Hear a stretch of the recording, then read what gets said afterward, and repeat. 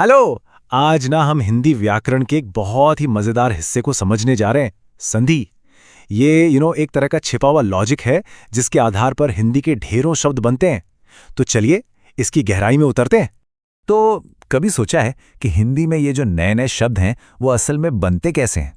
देखिए, ये सिर्फ रट्टा मारने वाली बात नहीं है। इसके पीछे ना एक पूरा सिस्टम काम करता है और आज हम उसी सिस्टम का कोड क्रैक करने वाले हैं।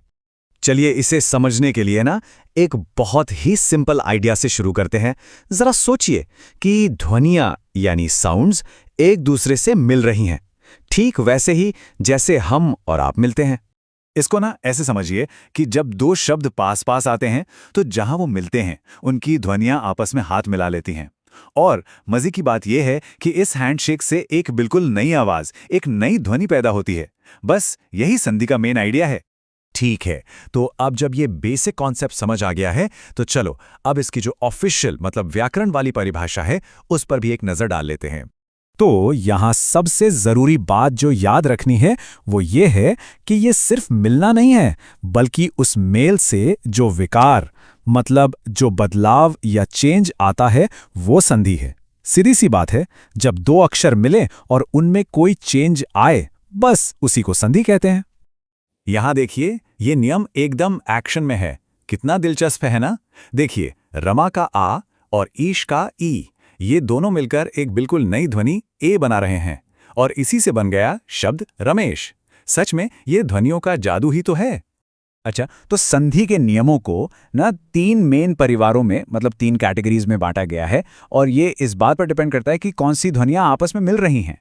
तो ये तीन परिवार हैं। पहला स्वर संधि, जहां एक स्वर दूसरे स्वर से मिलता है। दूसरा व्यंजन संधि, जहां एक व्यंजन किसी स्वर या दूसरे व्यंजन से मिलता है। और तीसरा है विसर्ग संधि, जिसमें एक खास तरह की ध्वनि विसर्ग शामिल होती है। आज हम पहले वाले पर, जो सबसे कॉमन भी है, स्वर संधि, उस पर फोकस करेंगे।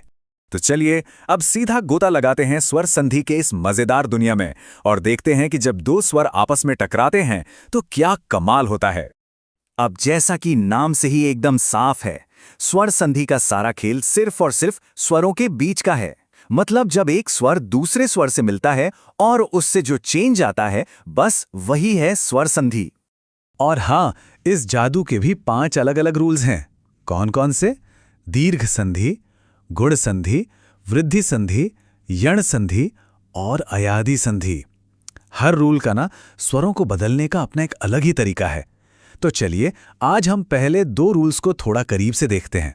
ओके, तो अब टाइम है इन नियमों की गहराई में जाने का और ये देखने का कि ये असल में काम कैसे करते हैं, एग्जाम्पल्स के साथ।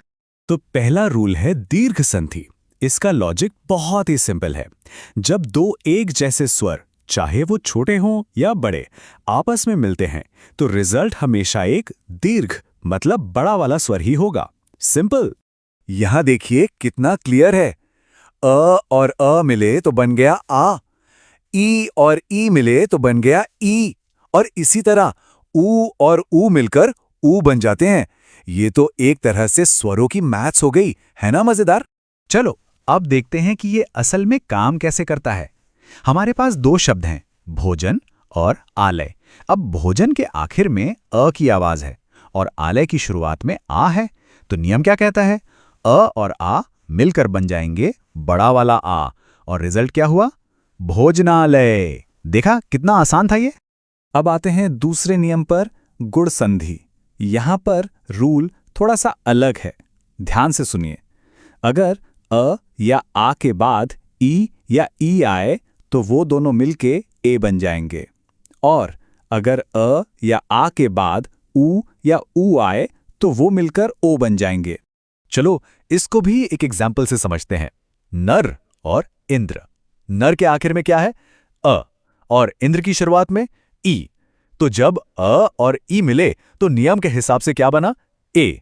और इस तरह से हमारे पास शब्द आ गया नरेंद्र। है ना, एकदम सिस्टमैटिक। तो जैसा कि यहां लिखा है, संधि का पूरा निचोड़ मतलब सारी बात बस इतनी सी है कि ये अक्षरों के मिलने से होने वाला साउंड का ट्रांसफॉर्मेशन है। ये सिर्फ एडिशन नहीं है, ये ट्रांसफॉर्मेशन है, मतलब बदलना, एक नया रूप देना। अच्छा, तो ये सब ग्रामर की बातें तो हो गई, लेकिन सवाल यह है कि हमारी असल जिंदगी में ये क्यों जरूरी है?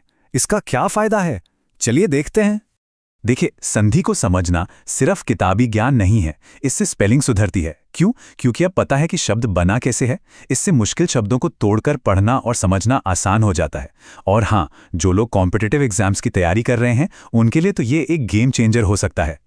तो अगली बार जब विद्यालय या सूर्योदय जैसा कोई शब्द सामने आए तो 1 सेकंड के लिए रुकिएगा। अब आपको पता है कि इनके अंदर एक छिपा हुआ कॉम्बिनेशन है, एक कहानी है। जरा सोचिए, हमारे आसपास ऐसे और कितने ही शब्द हैं जिनमें संधि का ऐसा ही कोई राज छिपा हुआ है।